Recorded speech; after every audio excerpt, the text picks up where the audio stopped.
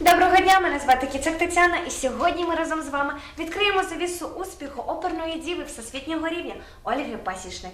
Як потрапити до неї на майстер-клас та як не опускати руки, ідучи до своєї мети, дізнаємося далі.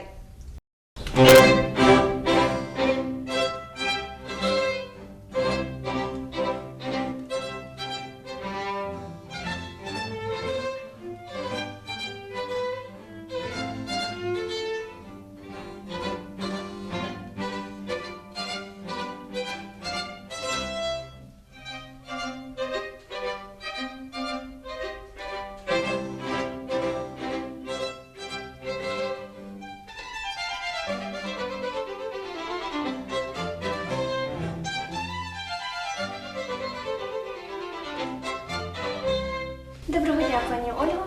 Дуже приємно вітати вас у Львові, та насамперед хочу подякувати вам за згоду дати інтерв'ю. Це для мене сама приємність. І почну з того, що цього тижня у вас в Mirror Hall Львівського оперного театру буде концерт. Ви вже не вперше у Львові та будете виступати в Mirror Hall. Хочу вас запитати, чим будете дивувати цього разу публіку, окрім прекрасного голосу, звичайно ж? От якраз мій голос цим разом має бути справжнім інструментом. І я не збираюся тут голосом чарувати, а збираюся свій голос якнайбільше достосувати до того, що є в партитурі. Тому що цим разом я буду співати для львів'ян, мабуть, найкрасивішу музику, яка взагалі існує на світі. Це є музика Баха, де є людський голос не найважливіший. А для всіх тих, які прийдуть до оперного театру слухати тільки людський голос, я мушу сказати, що цим разом голос має бути одною частинкою, одним невеличким тільки елементом в цій кантаті. Він так само має бути потрактований як сольний гобой чи сольна скрипка. Просто він має ще якийсь текст до заспівання, але це буде справжня інструментальна музика. Кантата весільна Баха, плюс арії Генделя з опери з Аріоданте і ще одну маленьку несподіванку, про яку не будемо говорити. Сюрпризи. Так. Ви багато років солістка Варшавської камер-опери. За цей час ви встигли зіграти у більш ніж 40 операх та співали на провідних сценах Європи. Цікаво дізнатись, як все починалося?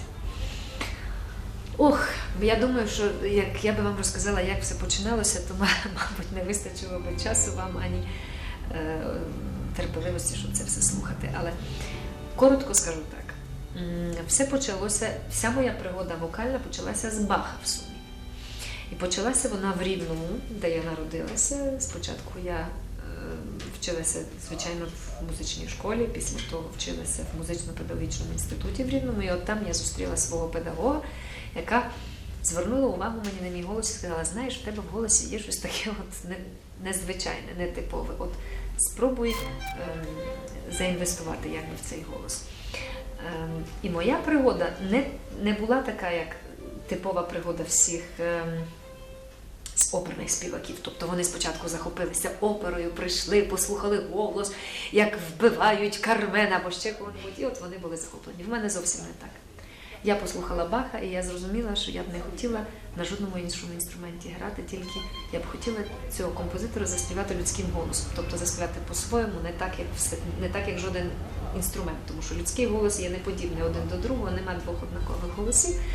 І тому я вирішила це зробити голосом. І перші мої експерименти з вокалом – це були бахівські арії, які були дуже складні. Я зрозуміла, для того, щоб їх співати, мені треба дуже багато вміти. Але оскільки я була людиною такою, яка завжди йшла проти течії, і завжди мені було цікаво робити щось не те, що роблять всі довкола, коли всі довкола цікавилися тільки оперними аріями, я сиділа при кантатах Баха і попробувала їх вперше заспівати на сцені Рівненського органного залу.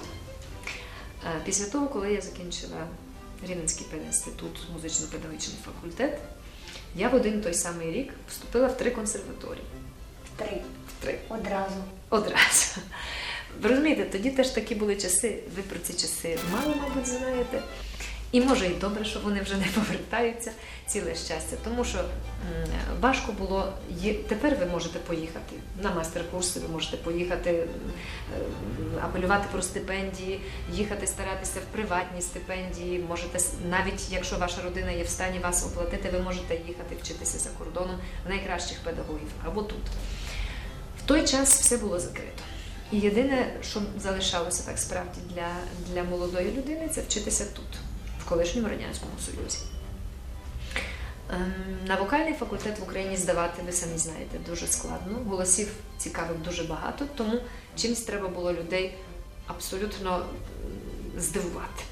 Ну, чим може здивувати молода людина? Харизмою, якимсь репертуаром. І от, здаючи в консерваторію, я співала все, що можна собі придумати найскладніше. Я співала арію Констанції з викрадення з Сералю. Я тепер тільки думаю, взагалі, яким способом я це все співала. Якісь складні арії белькантові, бахівські кантати, якісь романси французькою мовою. Тобто я співала щось, що не співали якби всі довкола. Воно було таке трохи якби проти течії, ще раз вам кажу. І оскільки блатів у мене ніяких не було, ані знайомостей, я вирішила здавати в консерваторію і Львівську, і Київську, тому що там в різні дні були екзамени. І от вночі я їздила таким нічним поїздом, а вдень я здавала один день в Києві, потім сідала ввечері, їхала до Львова, наступний день у Львові. А як же голос? Ви розумієте, мені здається, що це було останнє питання, яке я собі тоді задавала, бо здавалося мені, що молода людина може все. А в між часі тоді була така можливість для людей, які мають польське походження, а я його маю, бо моя мама є полька, здавати на студії до Польщі. Ці студії були, теж не так просто було це зробити. Треба було спочатку записати касету з відповідним репертуаром, представити цей репертуар. І я зробила так само. Це представила цю касету, прийшов мені виклик на екзамени. І поїхала я теж до Варшави, заспівала їх там. І коли мені з 3 цих консерваторій прийшли такі повідомлення, тоді не було інтернетів, ніхто не дзвонив, висилали такі карточки, які були в конвертах. У Львові мене взяли на 3-й курс, у Києві на 2-й, а у Варшаві мене взяли на 1-й курс, але студії подипломових, тому що в мене одна вже вища освіта музична була, і репертуар, який я там представила, там я представила все, що я вміла, вистачив для того, щоб можна було здавати на подипломові студії. Тому півроку я шалено пробувала вчитися у всіх 3 навчальних закладах, після чого розсталася я з Львовом, так сталося, але продовжувала Київ, де я потрапила в клас до видатної української співачки Євгенії Семенівни Мірошниченко, а в камерний клас до Зої Єфимівни Ліхтман. Напевно, старше покоління знають ці прізвища, я думаю, що і молоде повинно знати. Так. А в Варшаві я потрапила в клас сольного співу до Аліни Волеховської, яка була однією з найбільш видатних польських співачок свого покоління, свого часу, і в клас з камералістики до Владислава Колосевича, з яким потім мене життя поєднало в дуже цікаві пригоди в камерній опері, який мені відкрив для мене цей бароковий світ, тому що на той час це був педагог, який працював і навчав сам вже в консерваторії в Грацу. Вчився в найкращих клавесинних педагогів на світі, і від нього я навчилася дуже-дуже багато. Тому мої перші кроки були от власне такі. Потім, буквально після 1-го курсу у Варшаві, власне, Владислав Колосевич за руку мене завів до камерної опери на прослуховування. Я про це абсолютно не знала, для кого я співаю і що я співаю. І я співала, пам'ятаю, дуже довго, багато людей мене слухало, після чого директор опери встав, потиснув мені руку і сказав: «Вітаю вас в родині». Отаке от була моя пригода. І так виявилося, що я відбула подорож свого життя, не думаючи залишатись у Варшаві, бо я їхала тільки на 2 роки з цих студій. Я дістала там роботу в той час, коли тут Я думаю, це був найскладніший час для України. Це було її становлення. Перші роки незалежності дуже складні. Світло відключали, то води не було, то світла не було, то гроші не платили, то ще щось. Одним словом, було дуже-дуже складно. І остання річ, про яку люди думали, це, напевно, класична музика, оперний або камерний спів, або камерний театр. А в Варшаві в той час я отримала, не перебільшую, коли скажу, один з найбільших життєвих шансів, які може отримати молода людина. Я потрапила в театр, де йшли всі опери, подумайте, тепер ви музиканти, всі опери Моцарта. Всі, до однієї. Де починали робити барокові опери Монтеверді, де починали робити французьку барокову музику, де починали робити опери Генделя. Для мене це був дуже великий життєвий шанс навчитися чогось, чого я знала прекрасно. В той час я ще в Україні навчитись не могла.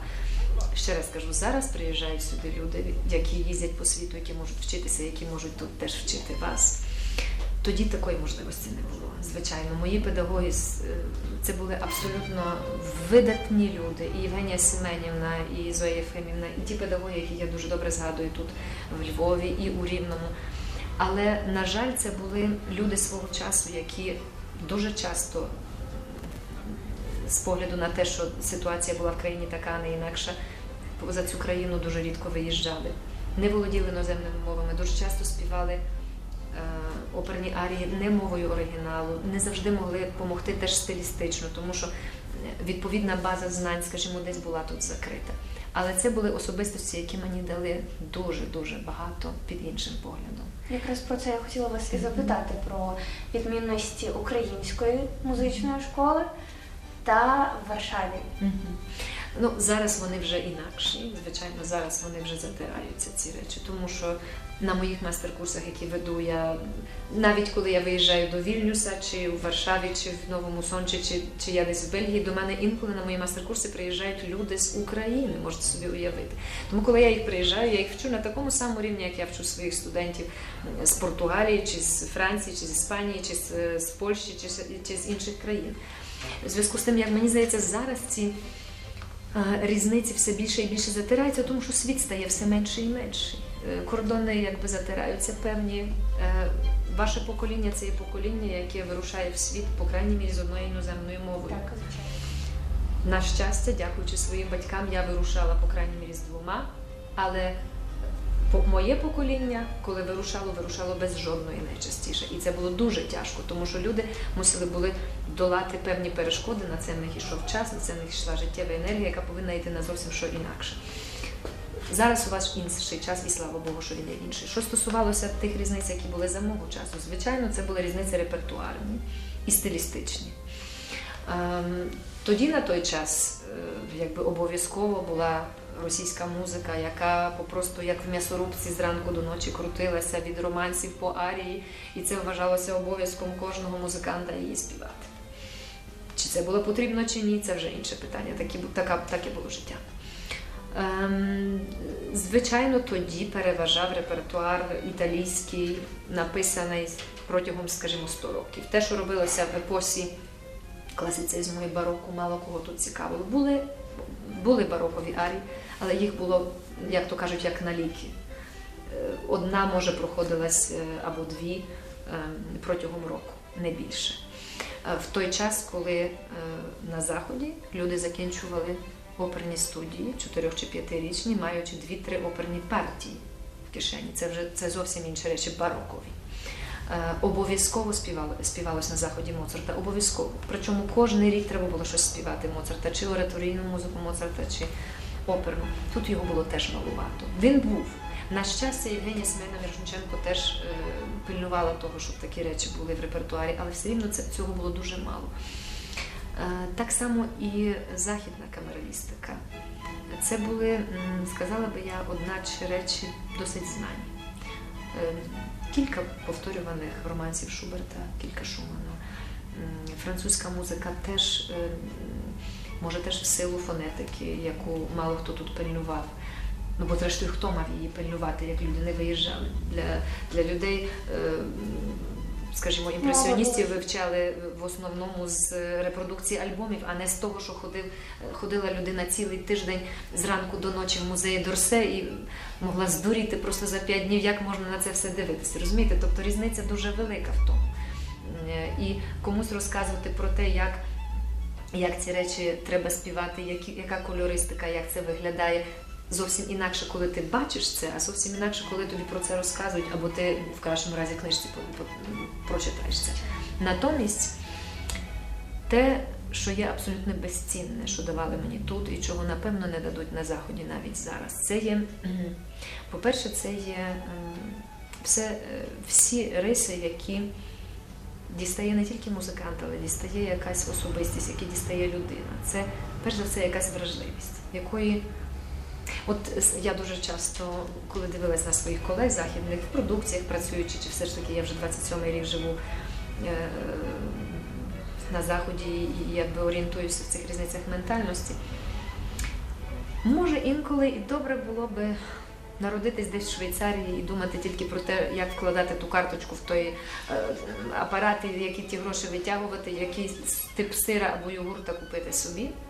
Але коли я дивлюсь на це, яким способом вони підходять до цієї музики, і як, скажімо, підходжу до неї я, чи як підходять мої колеги, українці, бо говоримо зараз про Україну, ви знаєте, я б з ними не замінилася ролями і місцями. Тому що кожен з нас народжується в якомусь відповідному місці і в якомусь відповідному часі. І це місце і час так само має для нас дуже велике значення. От я виросла з такою мовою, з такими людьми, з такими цінностями. І всю цю музику, яку я зараз видаю, я її пропускаю через себе, через всі ці цінності, через все те, що я винесла з дому, що я винесла від моїх вчителів. Наприклад, Євгенія Семенівна була людиною абсолютно унікальною. Вона вдома жила зі своєю власною мамою, яка мала 90 кілька років. І ще була одна жінка, пані Антоніна. І ця Антоніна, це була жінка, яку Євгенія Семенівна зустріла, вертаючись з якихось гастролей в парку, десь над раном вона сиділа, плакала, її просто діти виставили за двері, вона приїхала до своєї колеги в Київ. І їй просто ні до кого було йти, бо її ця колега, її якась однокласниця, померла кілька тижнів тому. Вона просто не мала до кого звернутися. Євгенія Семенівна її до себе забрала додому, і ця жінка доживала всю старість в Євгенії Семенівні вдома. Тобто ви розумієте, якого типу це були люди? Це не просто от так, вона просто взяла людину з вулиці. Так само в неї було вдома від 3 до 6 собак, які були одна з шерстю, друга без шерсті, бо це все підбиралося, хтось десь щось викидав, вона це брала, причому вона могла обдзвонювати цілий день по Києву, де би прилаштувати тих маленьких цуценят 6, бо їх же ж треба всіх якось врятувати. Оце такого типу людина. Або приносила цілу таку сітку з якимись пиріжками смаженими, бо тоді таке якесь продавалося, не дуже багато було якихось ласощів, ставила їх на стілець і казала, на стіл і казала: так, всі беріть, пригощайтесь, їжте. Такого типу людина. Або коли я приїжджала до Києва, вона навіть ображалася, якщо я ночувала десь в іншому місці, завжди казала, щоб я ночувала в неї вдома. Ставала в кухні, роздягалася і серед ночі мені співала, як я маю стояти при вступі, там, скажімо, якогось романсу, і казала: от слухай уважно, причому, наприклад, співала і будила цю свою маму, яка приходила на кухню, на нас сварилася, скільки ви можете. Тобто це були люди абсолютно такі, як вам сказати, вони не щоденні, вони не банальні, вони дуже глибокі, вони дуже багаті і вони рідкісні. Вони от такі, як от зустрічаєш якийсь рідкісний камінь, от не можеш від нього відірватися. От в них це було. Це був той тип людей, і я вважаю, що найбільше, що в житті мені поталанило з чим, це з людьми, яких я зустрічала. От Бог якусь ласку мав для мене, бо давав мені просто таких людей абсолютно унікальних. Так само, як потім на Заході працюючи. Тому що ви правильно сказали, я більш ніж 25 років вже пропрацювала в камерній опері, зараз в Королівській опері, але більшість моєї кар'єри склалася не тільки в Польщі, а в основному на заході Європи, і не тільки Європи, теж в Японії, в Сполучених Штатах, працюючи з дуже багатьма диригентами, піаністами, режисерами, я мушу сказати, що я просто мала щастя зустріти найкращих з них. І декотрі з них вже не живуть зараз, на жаль, так як, наприклад, Крістофер Хоквуд. Легенда, людина, з якою я заспівала дуже багато концертів, від якої я багато вчилася, так само Марк Мінковський, чи Марк Гуар, чи Тревор Пінок. Всі, можна сказати, найвидатніші прізвища, імена з світу музики старовинної, це були люди, з якими мені вдалося працювати. І це є просто щастя, коли така можливість є в таких людей вчитися, бо вчишся в найкращих і розумієш, що після того на тобі висить обов'язок це передати комусь наступному, тому що ти мав цю шансу в тих найкращих навчитися. Навчаючись далеко від дому, від рідних, і не можна опускати той факт, що вокалістка – це досить конкурентна професія. Що вам допомагало не опускати руки і йти далі до своєї мети? Ви знаєте, може, тут ми повинні з вами усталити номенклатуру, як то кажуть, назви. Тому що для кого є мета? Від самого початку я ніколи собі не ставила мети зробити кар'єру. Я її і зараз не ставлю. Взагалі ніколи я її не ставила. І може тому в житті мені вдалося багато чого зробити. В мене завжди була ідея фікс навчитися добре співати. І от мене завжди цікавило, на чому це полягає, як це зробити, на чому це полягає, як це знайти так, щоб цей інструмент працював так і щоб я не могла виразити те, що я всередині відчуваю. Це мене цікавило завжди. Тому в плані цьому я з вами згодна. Я завжди йшла до цієї мети. І мене завжди цікавило справді оця суть, на чому це все полягає. Мене завжди теж цікавило, як дійти до суті, яка заложена в музичному творі, що там композитор хотів нам сказати, і як дійти до того, щоб це саме передати комусь другому. Це мене цікавило. Натомість, відносно конкурентності. От вірите мені або не вірите, але мені це, по-перше, ніколи не заважало, по-друге, я цим ніколи не переймалася. Тому що, крім всього того, я вже понад 20 років я є людина віруюча. І я просто дуже знаю, що нічого не є так в стані зруйнувати людину, як заздрість. Тому як я тільки чую запах заздрості якоїсь або конкуренції, я відразу стараюся закривати двері і від цього відходити. Бо я знаю, що це є перша дорога до автодеструкції. І вона нікому не допоможе. Ні мені, ні тій людині, яка заздрить. Бували такі моменти, коли хтось недоброзичливий був. Знаєте, найліпше взяти, вибачити і йти далі. Я думаю, це єдиний спосіб. Тому що в іншому випадку ви знищите себе, ви зіпсуєте собі життя, ви будете весь час ходити і теж думати про ту людину. Воно вам просто буде заважати жити. Найкраще сконцентруватись на тому, що ви маєте робити, роблять кривду. 24 серпня, саме на День Незалежності, у Стокгольмі з ініціативи вашої сестри, всесвітньо відомої піаністки Наталії Пасічник, було відкрито Український інститут у Швеції. Його мета – популяризувати українську високу культуру за кордоном. Хто може стати його студентом?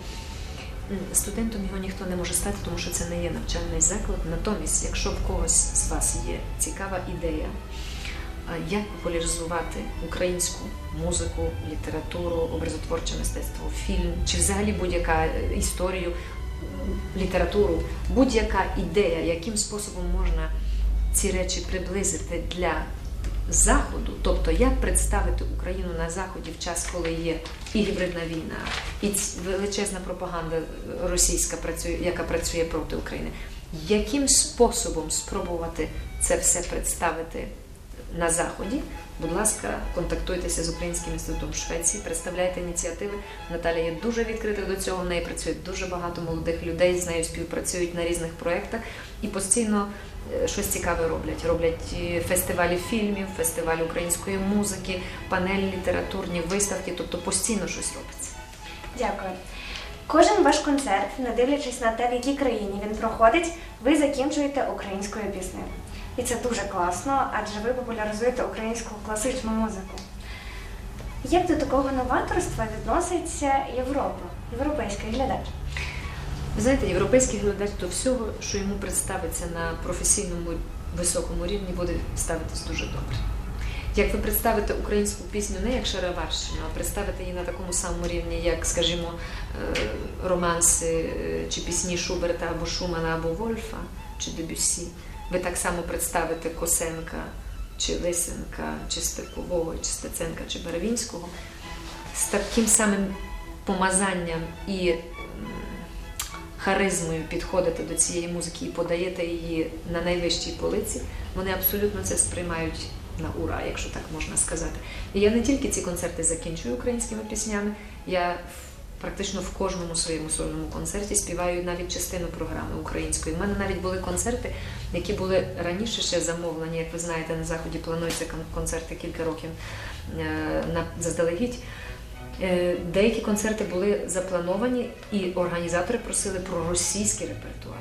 І коли в нас відбувся Майдан, після чого почалася війна, я задзвонила в ті всі місця і сказала, нічого російського я співати не буду.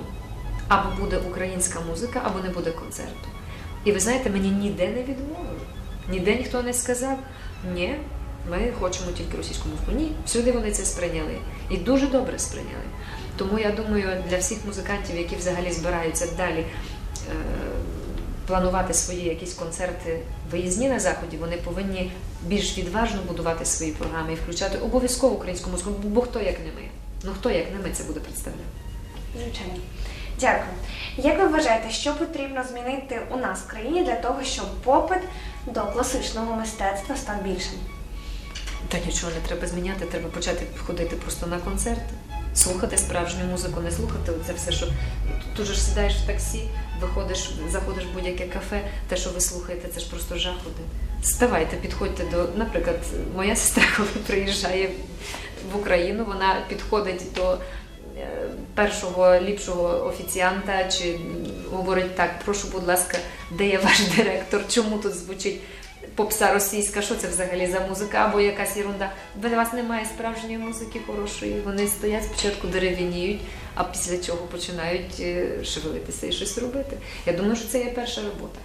Значить, перша річ, яку повинні робити. По-перше, не згоджуватися на те, щоб все, що вам впихає світ у вуха, все ковтати. Ні. Будьте кращі, будьте вищі над цим. Ходіть на концерти справжньої музики, класичної, слухайте багато, читайте, слухайте багато інструментальної музики, роздумуйте про це. Зараз є YouTube. Не виходячи з дому, ви можете бути в найкращому залі в Парижі чи в Нью-Йорку і можете це все слухати. В нас такої можливості не було. Ми собі тільки могли це уявити, або там раз на місяць, якщо нам хтось ласкаво в телевізорі щось пустив. У вас тепер така можливість є 24 години на добу. Тому треба просто розумно поставити фільтри в голову і те, що потрібно. Ви самі знаєте, які імена з найвищої полиці завжди беріть. Бах, Моцарт. Це Бетховен. Напевно, це при таких прізвищах, коли ви просто з такої музики почнете з найвищої полиці, ви ніколи потім не приземлитеся на чомусь дешевому і не потрібно. Абсолютно з вами погоджуюсь. Ми торкнулися цієї теми раніше, але не розкрили. Я знаю, і ви розказували, що ви проводите майстер-класи. Який рівень має мати вокаліст, щоб туди потрапити, і де будуть відбуватися наступні майстер-класи?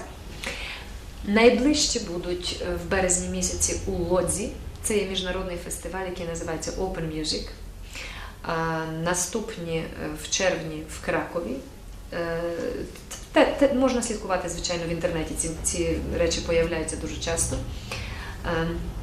І регулярно є у Варшаві, у Великому театрі, де я є постійним професором в академії оперній, тобто це як оперна студія Великого театру Національної опери, де я постійно вчу цю молодь. Який рівень? Рівень різний. Інколи на літні курси приїжджають люди рівня першого-другого курсу консерваторії, але, звичайно, є такі випадки, коли до мене приїжджають і готові вже співаки, солісти опер, приїжджають з конкретним репертуаром, який треба просто допомогти приготувати. Приїжджають люди перед конкурсами, яким треба якимось способом допрацювати свою конкурсну програму. Кілька разів у мене бували навіть люди з музичних училищ, зовсім молоді люди. І мушу сказати, це є дуже цікаво з такими людьми працювати, тому що вони є ще на початку і почуваєш таку можливість, що маєш шанс написати щось на цьому чистому листку. Не обов'язково спочатку щось стирати, чи додавати, чи забирати, чи навпаки казати, може так, не так, чи достосовуватись до цього. Відчуваєш, що маєш карт-бланш і можеш щось своє внести зразу. Дякую. Хочу ще раз подякувати. Величезне вам спасибі за інтерв'ю. Бажаю подальших перемог та, звичайно ж, успіху на концерті. Дякую. І вам всього найліпшого.